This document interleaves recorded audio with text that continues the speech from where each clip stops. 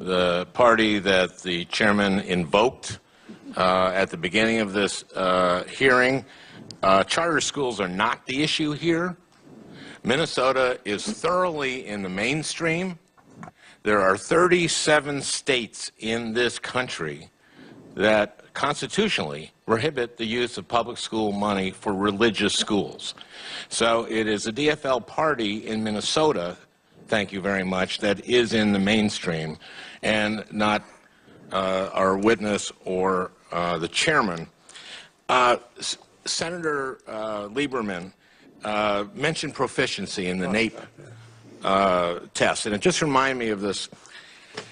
When I first got in the Senate in 2009, I had a roundtable of principals, and one of the principals in Minnesota, and he said, we think of the NCLB tests as autopsies.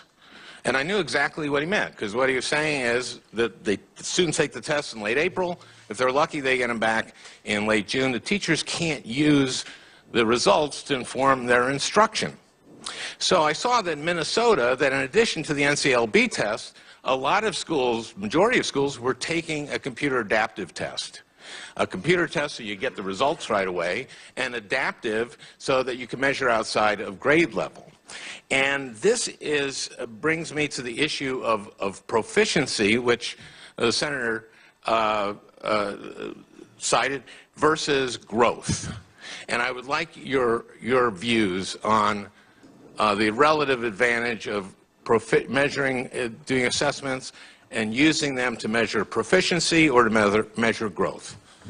Well, thank you, Senator, for that question. I think if I'm understanding your question correctly around proficiency, I would also correlate it to competency and mastery, so that each student is measured according to the advancement that they're making in each subject area. Well, that's growth.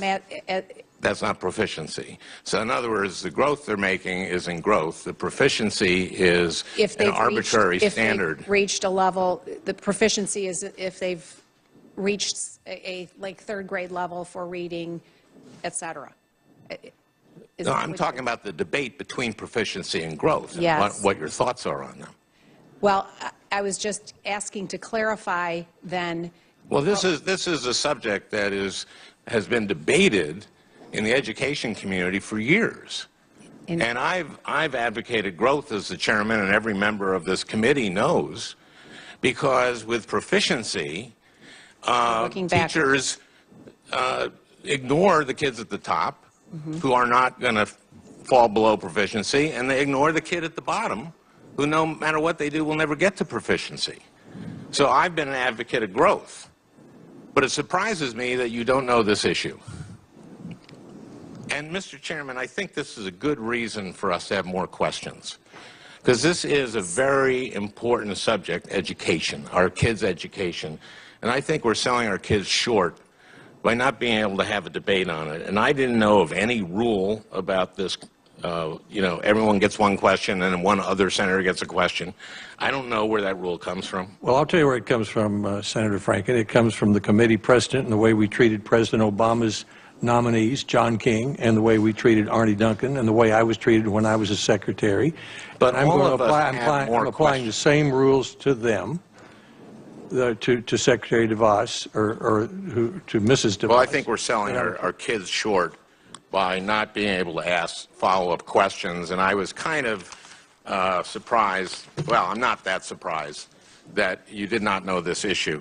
Mrs. DeVos, your family has a long history of supporting anti-LGBT causes, including donating millions of dollars to groups that push conversion therapy, the practice of trying to change someone's sexual orientation or gender identity. For example, you and your family have given over $10 million to Focus on the Family, an organization that currently states on its website that, quote, homosexual strugglers can and do change their sexual behavior and identity. Mrs. DeVos, conversion therapy has been widely discredited and rejected for decades by every mainstream medical and mental health organization as neither medically nor ethically appropriate. It has been shown to lead to depression, anxiety, drug use, homelessness, and suicide, particularly in LGBT youth. In fact, many of the leaders and founders of conversion therapy including both religious ministries and mental health professionals, have not only publicly renounced it, but have issued formal apologies for their work and how harmful it has been to the individuals involved. Mr. Chairman, I would ask that this be included in the record. It will be. Mrs. DeVos, do you still believe in conversion therapy? Senator Franken, I've never believed in that. First of all, let me say I fully embrace equality, and I believe in the innate value of every single human being, and that all students, no matter their age, should be able to attend a school and feel safe and be free of discrimination.